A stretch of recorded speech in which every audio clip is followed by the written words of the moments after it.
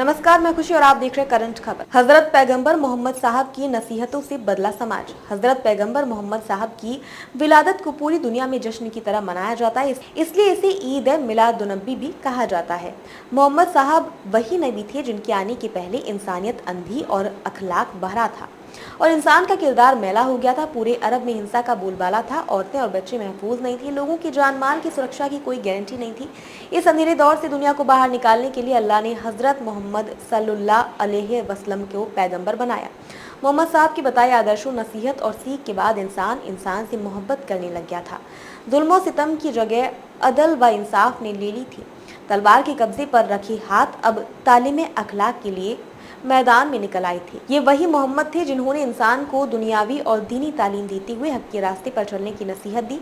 उन्होंने ऐसे आदर्श समाज की स्थापना की जिसमें कई कबीलों और जातियों के लोग बिना किसी भेदभाव के समान अधिकारों के साथ रह सकें। मोहम्मद साहब को अब्द वसीर, शाहिद, मुबाशिर, नाथिर, सिराज, मुनीर, अल मुजम्मिल और अहमद के नाम से भी जाना जाता है। अरब के लोग उन्हें अल अमीन और अल सादिक के नाम से भी पुकारते थे। पैगंबर हजरत मोहम्मद सल्लल्लाहु अलैहि वसल्लम ने ही इस्लाम धर्म की स्थापना की है। आप हजरत सल इस्लाम के आखिरी नबी हैं।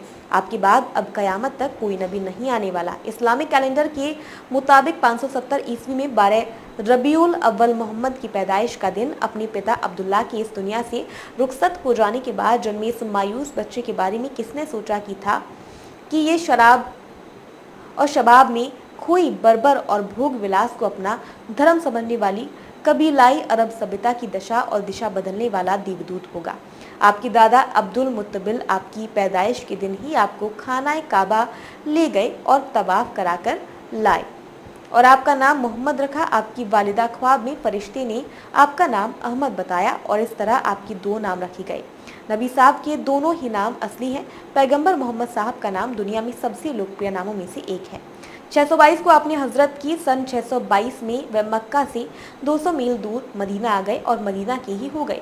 मक्का से मदीना के सफ़र को हिजरत कहा जाता है और यहीं से इस्लामी कैलेंडर हिजरी की शुरुआत हुई। 629 को पहली हज यात्रा की, 632 को आखिरी हज यात्रा की। 8 जून 632 ईस्वी 28 सफ़र हिजरी सन 11 को 63 वर्ष की उम्र में हजरत मोहम्मद सल ने मदीना में दुनिया से पर्दा कर लिया। दुनिया के सामने पेश करें मिसाल। आज भी मोहम्मद साहब के जीवन आदर्श को अपनाने, उनके बताए रास्ते पर चलने, मोहम्मद साहब की मानना भी जरूरी है। आज सबसे बड़ा सवाल ये है कि इस्लाम का जो रूप दुनिया को दिख रहा है, क्या उसी इस्लाम की स्थापना मोहम्मद साहब ने की थी? इसका जवाब निश्चित रूप से ना में ही होगा।